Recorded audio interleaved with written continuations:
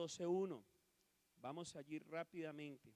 Así que, hermanos, os ruego por las misericordias de Dios que presentéis vuestros cuerpos en sacrificio vivo, santo, agradable a Dios, que es vuestro culto racional. No os conforméis a este siglo, sino transformaos transformados por el medio de la renovación de vuestro entendimiento, para que comprobéis cuál sea la buena voluntad de Dios, agradable y perfecta. Digo pues, por la gracia que me es dada a cada cual que está entre vosotros, que no tenga más alto concepto de sí que el que debe tener, sino que piense de sí con cordura, conforme a la medida de la fe que Dios repartió a cada uno. Porque de la manera que en un cuerpo tenemos muchos miembros, pero no todos los miembros tienen la misma función, así nosotros, siendo muchos, somos un cuerpo en Cristo. Y todos miembros los unos de los otros. ¿Qué somos nosotros? Miembros los unos de los otros. Así que yo le hago de pronto esta ilustración. ¿A usted le estorba una oreja? ¿Cierto que no le estorba una oreja? Hay gente que le estorban cosas y se quitan y se ponen. Yo he visto que hay una mujer que se quiso poner cara de gato. No sé, creo que es un artista del mundo secular. También he visto gente que se ha querido parecer a un cocodrilo o un extraterrestre y se ha cambiado sus rasgos morfológicos humanos. ¿Sí? He escuchado que hay gente que se quita costillas, que se quita de una parte para ponerse en otro lugar. O sea, a nosotros todo lo que Dios nos puso físicamente es necesario. Todo lo que tú y yo tenemos es necesario que lo tengamos. ¿Sí? Aún mire, usted porque los ojos le fallan, usted no se lo quita, ¿cierto? Entonces usted va al oftalmólogo y entonces después lo manda al optómetra y le mandan sus lentes.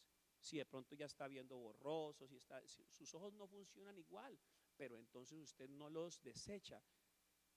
Antes más bien va a que lo operen, le organicen las vistas y todas estas cosas. Porque todo lo que tenemos en nuestro cuerpo es necesario. Si a usted le falta un diente, usted lo va a notar.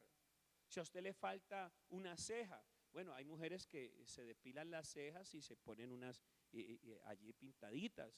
A las mujeres se les ve bonita, a uno de hombres le vería raro, ¿cierto? Pues una mujer tiene ese gusto y ese deleite. Hay mujeres que les gusta, hay otras que no les gusta, ¿sí? Por ahí hay una propaganda que cejas en henna, yo no sé qué significará eso. Lady me tiene que explicar, ¿cierto? Todas esas cosas, todos los detalles. Usted necesita sus cejas, no se puede quitar las cejas porque cuando le suda su frente, ¿qué puede pasarle? Nosotros sudamos una solución salina. Y ¿sabe qué es una solución salina? Esa solución es un poquito ácida, nos cae a los ojos y ¿qué va a pasar? Nos vamos a incomodar. A nosotros, nosotros nos podemos quedar sin pestañas, ¿cierto? Las pestañas nos sirven, todo lo que está en nuestro cuerpo nos sirve, no lo podemos desechar. Cuando a una persona le amputan alguna extremidad de su cuerpo, empieza a sentir un síndrome de el miembro fantasma, ¿cierto? Siente, si de pronto le amputaron una pierna, siente que ahí todavía la tiene, hasta que de un momento a otro, hasta que de pronto tiene la prótesis o ya no la puede tener, se adapta a esta situación. Pero mire que es triste, lo digo, pero en la actualidad hay muchos mutiladores del cuerpo de Cristo, mutiladores del cuerpo de Cristo. ¿Qué es un mutilador del cuerpo de Cristo? Nosotros podemos convertirnos en mutiladores del cuerpo de Cristo. Cuando de un momento a otro hay un miembro de otra congregación y de un momento a otro ¡pran!, lo cortamos y nos lo traemos. Eso es mutilar el cuerpo de Cristo. Cada persona tiene, según la gracia de Dios y según el mover de Dios, su rebaño y su pastor, y eso debemos honrarlo y respetarlo. Yo noto que nosotros como Misión Cruzada Cristiana respetamos y honramos eso. Si alguien viene a otro lugar, lo ubicamos, le enseñamos, lo motivamos. Igual creemos que el buen hijo vuelve a casa, ¿sí? Aunque hay malos hijos, se quedan por allá en casa ajena, pero hay buenos hijos que se quedan, vuelven a su casa, quieren sentir su ambiente de su casa, de su familia, ¿cierto? Eso es algo importante, ¿sí? Una cosa es que, bueno, miembros de aquí de la iglesia que no volvieron, estén retornando, es diferente. Aló, es diferente. Usted no está mutilando a nadie, no. Esa persona se fue y ha retornado. Siempre ha sido miembro de la iglesia, miembro de la Misión Cruzada Cristiana.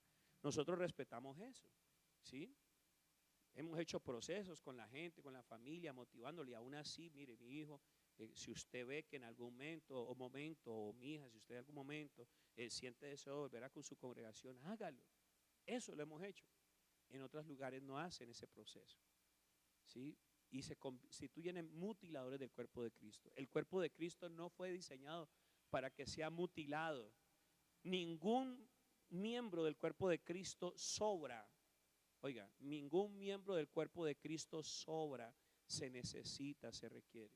Ahora, lo peor que puede pasar es que nosotros hagamos algo para que sea mutilado el cuerpo de Cristo.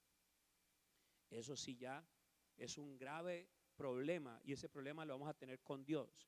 Si yo he sido el causal de que alguien se aparte de la congregación, le estorbe yo el evangelio a alguien, hermano, voy a pagar delante del Señor. Yo mismo voy a pagar delante del Señor. ¿Correcto? ¿Cómo se puede cortar un miembro del cuerpo de Cristo? Con mal testimonio, con actitudes deshonestas, con actitudes con actitudes contrarias, de falta de respeto, de deshonra, de desfachatez, vulgaridad. Hay gente que se ha ido de otras congregaciones por un mal testimonio. Imagine, peor de los casos, hasta un mismo pastor, tremendo eso. Entonces hay que tener mucho cuidado en que seamos siempre luz, dentro y fuera de la congregación. La palabra nos habla claramente de que en el cuerpo de Cristo hay varios privilegios y que no podemos tener mayor estima que los demás. O sea, para que tú y yo participemos de una manera activa en el cuerpo de Cristo y seamos miembros de gran bendición los unos con los otros, debemos tener humildad. ¿Cuál debe ser la insignia de la iglesia para la unidad? Humildad. Sí, se te va a corregir, se te va a guiar, se te va a enseñar. El tema, el título de hoy es las herramientas con las que Dios nos moldea. Las herramientas con las que Dios nos moldea. Lo vimos aquí. El Señor no quiere que usted sea alguien conforme a este mundo. El Señor no quiere que sea conforme a este mundo, ¿cierto? Y por eso en las Escrituras se habla de que eres un perfecto alfarero. Él moldea nuestras vidas. ¿Qué hace? Él moldea nuestras vidas. Y esas herramientas Él las usa claramente y las usa permanentemente. Hay gente que algunas no les gusta, otras sí, pero todas sirven y son de provecho para edificarte y para labrar en ti un nuevo hombre, una nueva mujer. Y es necesario porque Dios quiere que tú y yo vayamos como la luz de la aurora, de aumento en aumento hasta que el día es perfecto. Todos somos cuerpo de Cristo. Oiga, todos somos el cuerpo de Cristo, somos miembros del cuerpo de Cristo. La oreja, si se nos cae, nos va a hacer falta. Todo está perfectamente ordenado en este cuerpo glorioso que Dios nos ha dado, que es el cuerpo de Cristo, ¿sí? Pero necesitamos tener ese valor por lo que somos y por lo que estamos y en lo que estamos ahora. Hemos sido llamados para ser transformados, porque Dios no quiere que usted sea conforme. ¿Y qué es conforme? Que usted tenga un molde de acuerdo a. Usted no puede ser conforme al mundo. Usted no puede ser conforme a las religiones. Que porque yo soy del Pacífico y yo soy de Chocó y yo soy de Nariño, yo soy antioqueño, yo soy llanero. No, pues ya ahorita tenemos gente internacional en nuestros municipios. Yo soy venezolano, yo soy colombiano, yo soy peruano, yo soy hermano. De donde venga, Dios lo está llamando a que sea ciudadano del reino. Dios lo está llamando para que se prepare, para que en cualquier momento el que Él lo llame o venga por su iglesia, usted inmediatamente cambie de ciudadanía. Pero mientras tanto estamos haciendo escuela y estamos siendo formados. el Señor está en el taller formándonos a cada uno. ¿Por qué? Porque Él no quiere que seamos los mismos y con las mismas de siempre. ¿Correcto? Por eso la palabra dice, hermano, presente su cuerpo, ¿sí? ¿Cómo qué? ¿Cómo tiene que presentar su cuerpo delante del Señor? La mejor ofrenda de adoración y alabanza, ¿cuál es? Su sacrificio tiene que ser un cuerpo ¿en qué? Vivo y santo delante del Señor. Todo el tiempo debemos hacerlo. Ese cuerpo santificado por el Señor es un sacrificio vivo, santo, que es agradable a Dios. Y nos dice claramente que no se conformen, no se amolden, no se amañen. Déjese transformar por las manos del Señor. Déjese labrar por las manos del Maestro. El Señor a todo el que llama, lo llama a transformarlos. Y la gran mayoría de los creyentes, por no decir todos, iniciamos procesos de formación es en el desierto. Ninguno va a ir a la tierra prometida así de buenas a primeras. Dios te está formando, te va a formar y eso va a doler, pero todo tiene un glorioso objetivo. Diga conmigo, tiene un glorioso objetivo, el que yo sea transformado.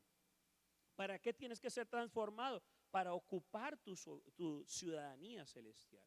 Para ser un verdadero ciudadano celestial, yo tengo que tener características que están descritas en la palabra y que tienen que ser muy divinas. Yo soy un ciudadano llamado a vivir en otro nivel.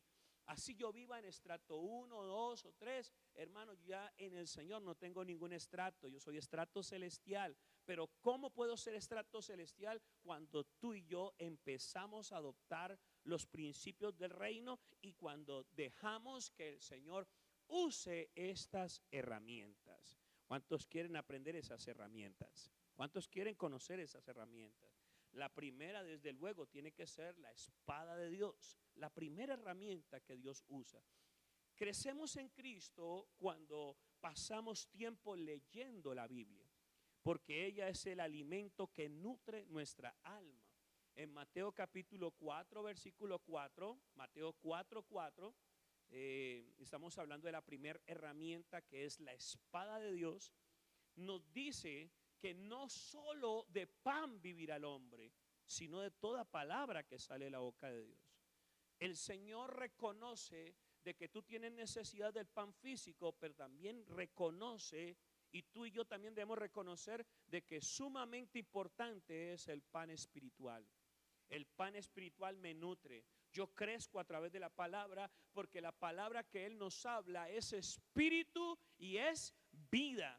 Cuando yo la tomo como tal, hermano, empiezo a ser transformado. Mi estilo de vida empieza a ser renovado. Mi estilo de pensar, manera de hablar es renovada. Lastimosamente hay creyentes que no se dejan renovar.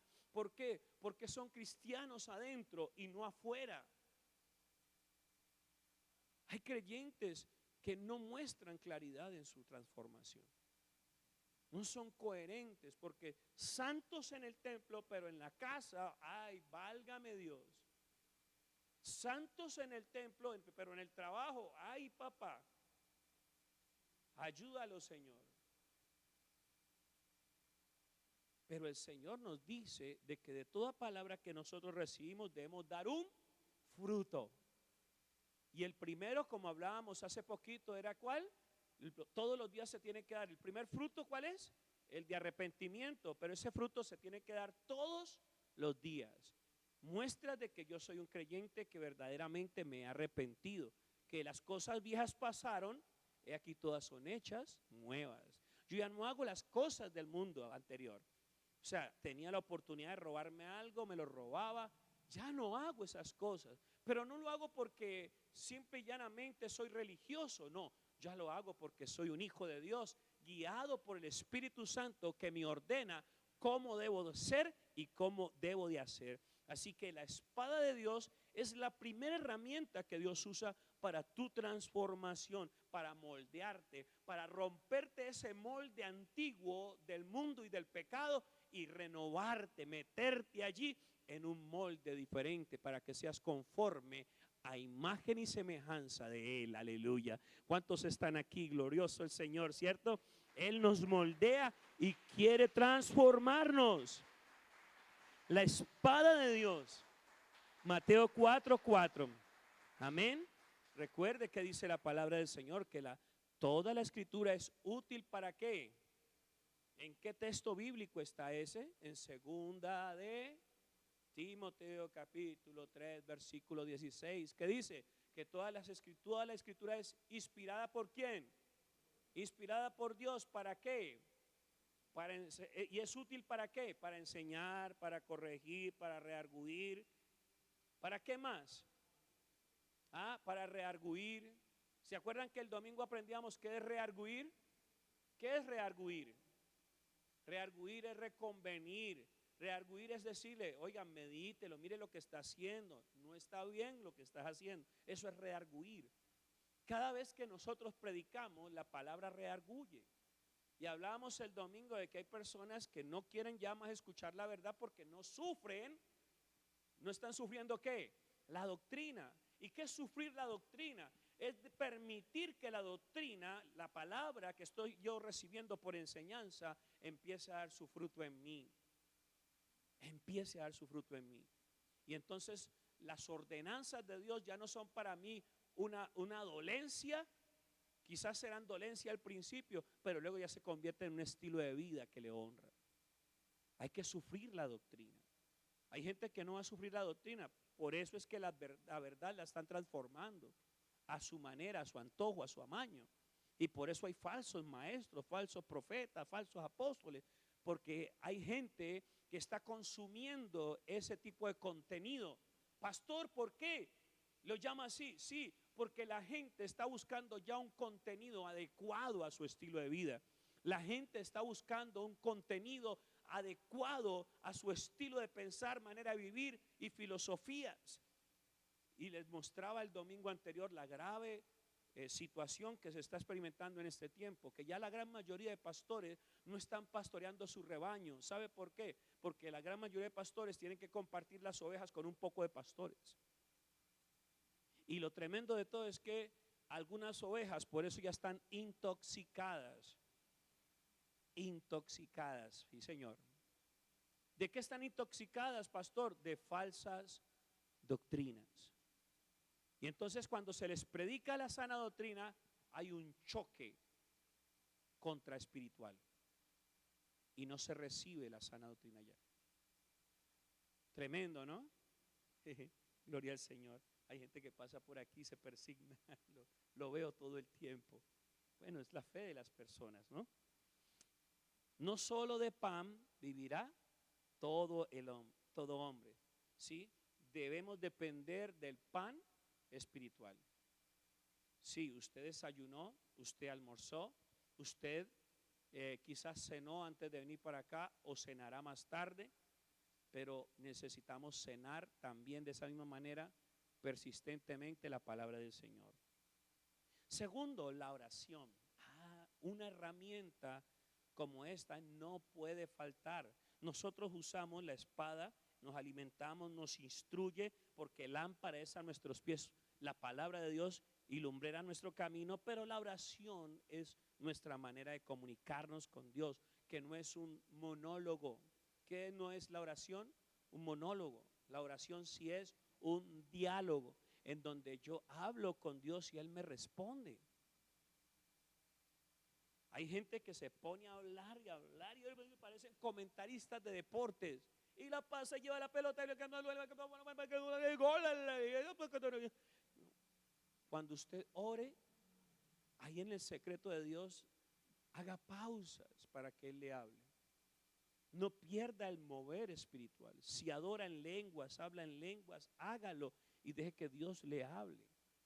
Dios después o antes de la oración va a darle algún vislumbre a través de la palabra, pero también después va a enseñarte, guiarte y darte más claridad.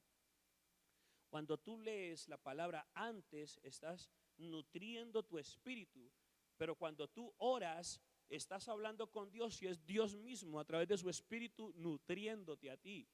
Amén. Por eso el diablo no quiere que tú ores. Porque la oración es un contacto con Dios, en donde es Dios mismo que ministra a través de su Santo Espíritu nuestras vidas.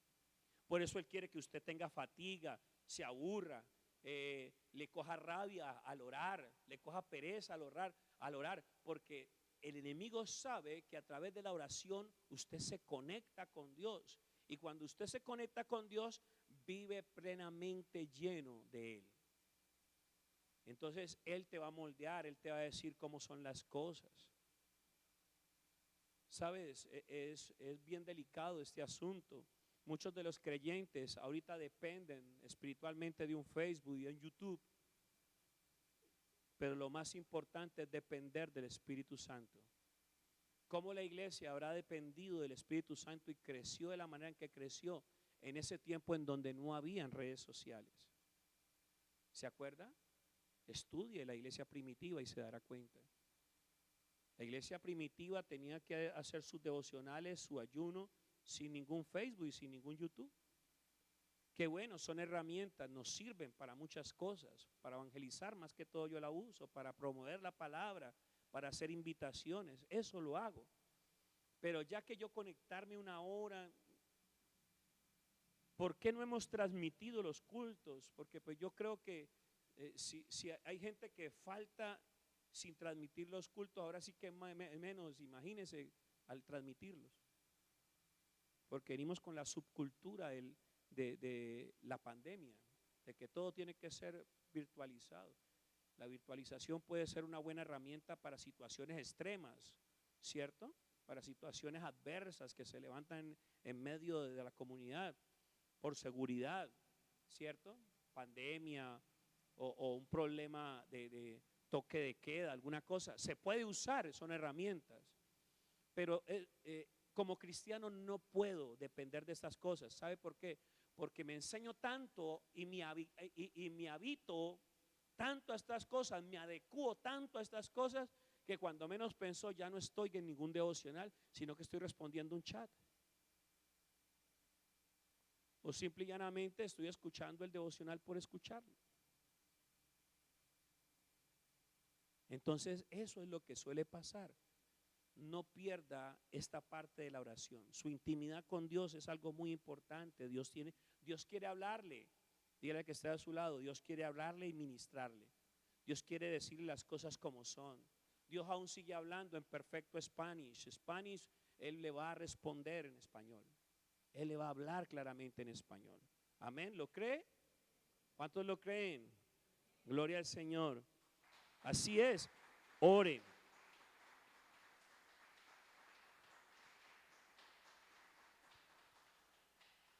¿Sabe qué es lo que también pasa? Añado a esto. Los cristianos no vemos muchas veces la oración como un deleite y como una necesidad, sino que lo ven como un deber. ¡Ay, tengo que orar! ¿Se acuerda cuando nosotros orábamos secularmente? ¿En cuántos segundos decíamos el Padre Nuestro? ¿Cuántos se acuerdan de eso? ¿Cuántos se acuerdan de eso? ¿En cuántos segundos decías el Padre Nuestro? ¿Cierto? El Padre Nuestro que está en los cielos, santificado, como una competencia. Es más, si hacemos una competencia aquí, créalo que algún hermano va a ganar, lo dirá más rápido que el otro, ¿cierto? Pero es triste esta parte que debemos cambiarla. El orar no puede no puede convertirse en un deber, sino en ¿qué? En una necesidad, en un anhelo del corazón, ¿sí? En donde nos conectamos con Dios. Mire, todos los seres humanos somos diferentes para conectarnos con Dios. La manera de yo conectarme con Dios es a través de lo natural. Yo empiezo a ver la luna, empiezo a ver las estrellas y empiezo a adorar, empiezo a ver el paisaje y empiezo a adorar, y cuando menos pensó, me pasa el tiempo allí adorando, hablando con Dios. Usted de pronto se conectará de otra manera, porque todos los seres humanos no somos de la misma manera. Hay gente que necesita estar arrodillada, hay otro que simplemente está sentado, hay otro que se postra delante de Dios, o sea, se acuesta y se postra delante del Señor.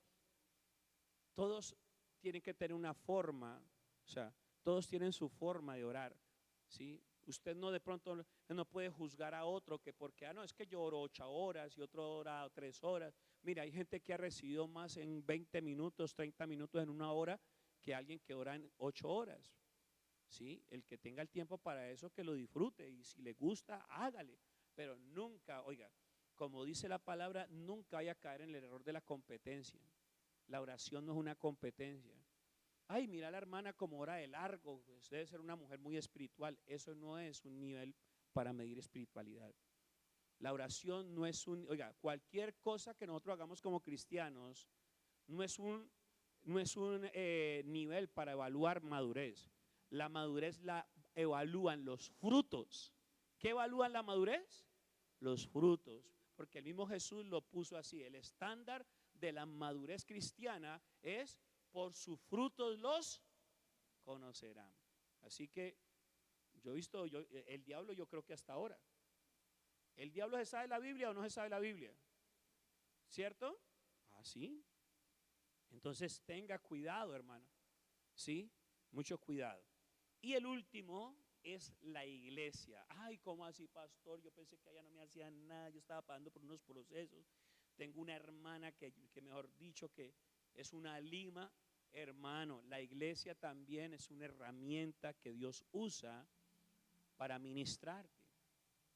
En Juan capítulo 10, mire lo que dice la palabra del Señor. Ahí el Señor nos pule, nos forma, nos adecúa al estilo de vida cristiano. Sí, Juan capítulo 10, vamos aquí a la parte, versículo 16. 10:16. El Señor habla de que la iglesia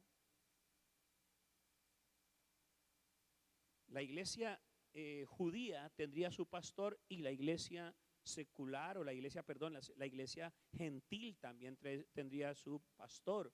Y él puso un estándar y puso un lugar y puso a alguien que iba a estar allí en ese proceso, ayudándolos a crecer, exhortándoles, amonestándoles, motivándoles, cuidándoles.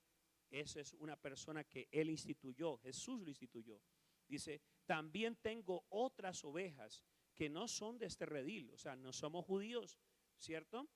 Pero dice Jesús: aquellas debo traer. O sea, el Señor también le da importancia a usted. A mí, pastor, sí, Dios lo tiene en sus planes. ¿Cuántos lo creen? Aquí el Señor está diciendo claramente, como dice en Juan capítulo 1, a los suyos vino, pero los suyos no le recibieron. Mas a todos los que creen en su nombre, los que le reciben, les dio la potestad de ser hechos hijos de ¿quién? De Dios, ¿cierto? Y aquí él concatena, o sea, forja en nuestros corazones esto. Él dice, él está interesado en que usted y yo tengamos un rebaño y también tengamos aquí no dice, yo le voy a poner 5, 7 pastores. Bueno, de acuerdo al crecimiento de la iglesia, así mismo Dios levantará, o el pastor local levantará otros copastores. Yo estaba en una iglesia de casi 5,000, 3,000 miembros, y entonces el pastor me dijo, James, yo lo necesito aquí. Listo, allí estuve, copastor. Ya en 1 o 2 años siguientes, o 3 años más, ya habíamos ya casi 4 copastores. 4 copastores. Entonces, mire lo que pasa. El Señor dice, habrá un pastor. Dile a que está a su lado, no rompas ese molde, no rompas ese molde. Entonces, cuando tú eres una de esas personas que tienen muchos pastores, entonces a este escuchas, a este no, a este les ponen los casos grandes, a este los casos medianos, ¿qué es lo que estás haciendo? Y cuando vas a la luz de las escrituras, la palabra nos dice, conoceréis la verdad y la verdad os hará libres. ¿De qué nos va a hacer libres? De esos desórdenes que a veces nosotros solemos poner. No es bueno, según Cristo, de que las ovejas tengan varios pastores. El orden es ¿un qué? Dice allí, también tengo otras ovejas que no son de este redil, aquellas también debo traer. Él tiene el deber, el Señor tiene el deber de llevarte, ¿sí? Y también tiene el deber de ponerte en un lugar. Dice, oirán mi voz y habrá un rebaño y un ¿Y un qué? Y un pastor. Ahí no dice, no, habrán varios rebaños. ¿Qué dice allí? ¿Habrá un? ¿Se da cuenta por qué nosotros no podemos ser mutiladores del cuerpo de Cristo? Usted, amado hermano, aquí hay líderes. Usted puede ser un grandioso líder, una gran bendición de líder, pero si usted no tiene llamado pastoral, no se va a meter de pastor, se lo recomiendo. Se mete en líos. Primero el llamado. Y segundo, Dios lo va a poner. Dios lo llama y Dios lo pone. No se ponga, porque les decía hace mucho tiempo y vuelvo y repito en la actualidad, hay muchos pastores que no tienen llamado pastoral, son líderes vestidos de pastores. Y eso es un gravísimo error, pastorear sin llamado. Les digo esto, usted puede ser gran predicador como líder, gran predicador y ministro como líder, pero una cosa es la unción pastoral, una cosa es el llamado pastoral y otra cosa es la investidura pastoral. ¿Sí? Gloria a Dios, hermano, que hayan líderes que prediquen mejor que el pastor es una bendición. Amén. Pero le digo, ¿cuál es el problema? Que hayan líderes que se muevan de una manera tan especial, hermano, es una gran bendición. Y es bueno que en el equipo pastoral haya personas que tengan diversos dones, porque eso nos ayuda para sacar adelante ¿qué? La gran comisión y cumplir este ministerio. Es que no es el ministerio de un hombre, es el ministerio de Cristo. ¿Cuántos dicen amén? Entonces, por eso es bueno. Lo malo es cuando esa persona empieza a dejarse alimentar su corazón de cosas que no desea. Por eso la Biblia dice, cada uno tenga que su propio nivel, su cuidado, maneje su compostura, ubíquese. A usted lo va a formar, el hermano lo forma, el pastor lo forma, liderazgo lo forma, usted mutuamente se forma. Los que son casados se forman los unos a los otros. Mi esposa me ayuda a mí y me ayudó a mí, y yo también la ayudo a ella y me ayudó ella a mí. No soy el mismo hombre otro tiempo porque Dios me transformó. Dios ha usado a mi esposa, Dios ha usado a mis hijos, Dios ha usado las ovejas, ¿sí? Dios ha usado mis autoridades, Dios ha usado la palabra, Dios ha usado la oración para que ya no seamos las mismas personas. Y son herramientas que Dios pone. Amén. Y el Señor dice, y con esto sello este mensaje para que usted ya podamos orar y podernos ir para la casa. Vamos a Efesios, por favor, capítulo 4. Mira lo que dice allí. Versículo 11 en adelante. Y él mismo, ¿de quién estamos hablando? De Jesús. Y él mismo constituyó a unos apóstoles, a otros profetas, a otros evangelistas, a otros pastores y maestros, a fin de perfeccionar, ¿a fin de qué? De perfeccionar a los santos para la obra del ministerio. ¿Cierto? Ahí dice, para la edificación del cuerpo de Cristo, hasta que todos lleguemos a la unidad de la fe y del conocimiento del Hijo de Dios, a un varón perfecto, a la medida de la estatura de la plenitud de Cristo, para que ya no seamos, ¿cómo? Ya no seamos, niños fluctuantes, llevados por doquiera de todo viento de doctrina, por estratagema de hombres que para engañar emplean con astucia las artimañas del error, sino que siguiendo la verdad en amor, crezcamos en todo en aquel que es la cabeza, esto es Cristo, de quien todo el cuerpo, bien concertado y unido entre sí, por todas las coyunturas que se ayudan mutuamente según la actividad, actividad propia de cada miembro, se recibe el crecimiento para ir edificándose en amor.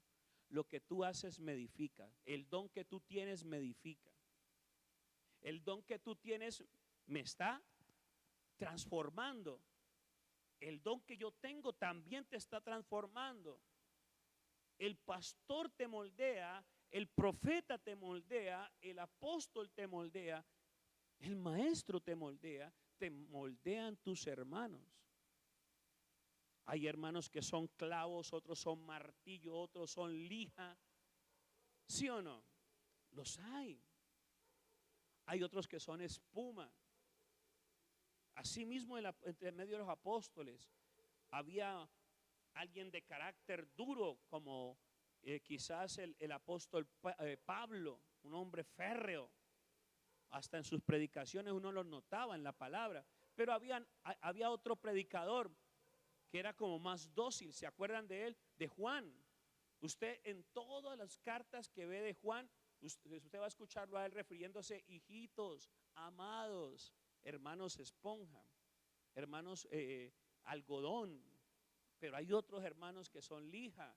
Pero eso no quiere decir de que no sirven para el ministerio. Eso no quiere decir de que no ayudan en la edificación del cuerpo de Cristo. Si te ayudan, esos momentos en donde te pusiste rojo y quisiste reventar y quisiste cambiar de membresía, pero el Espíritu Santo te sostuvo y diste fruto de toda esa situación, ese fue el Señor usando la circunstancia eclesial. Ese fue el Señor usando la situación ministerial. Ese fue el Señor utilizando a ti, a cualquiera de nosotros, para transformarte, porque esas son las herramientas que Dios usa para transformar, para modificar tu carácter, para moldearte, a fin de que lleguemos todos a la estatura de ¿quién? En carácter y en moralidad, ¿a quién? A Cristo, porque nunca seremos iguales en divinidad y poder. Amén. ¿Cuántos dicen amén a esto? Mire, son tres cosas muy básicas y muy importantes que tenemos que recibir. Pues de pronto Dios usa el desierto, la prueba, pero estas son cosas que tienen que ver con nuestro diario vivir. La espada del Espíritu, la oración y la iglesia. El día que usted falta a la iglesia, se pierde tiempo de formación. Desde el púlpito nos forman, en los devocionales nos forman, nos instruyen, reuniones, seminarios, convenciones, retiros espirituales, encuentros, qué sé yo. Todo Dios lo usa para moldearnos, amén, y formarnos.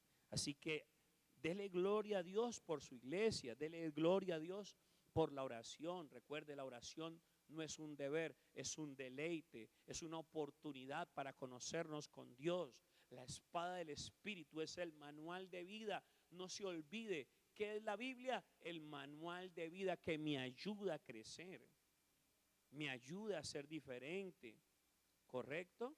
Es importante que no lo olvides, amada iglesia. Y la iglesia es el lugar en donde yo estoy en contacto con mis hermanos. Allí me están formando. Entre las ovejas se pegan las pulgas, entre las ovejas se muerden, se pegan patadas. Yo he visto ovejas saltando, usando a su compañera para saltar y pisar a otro lugar.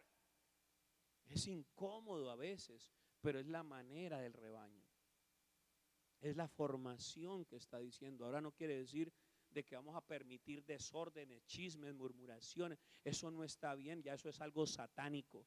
Oiga, eso es algo satánico. En el desorden no se mueve Dios. Hay que ordenarnos en todo y pedirle a Dios que nos direccione en ese orden, para que todo tenga un orden muy especial. Amén.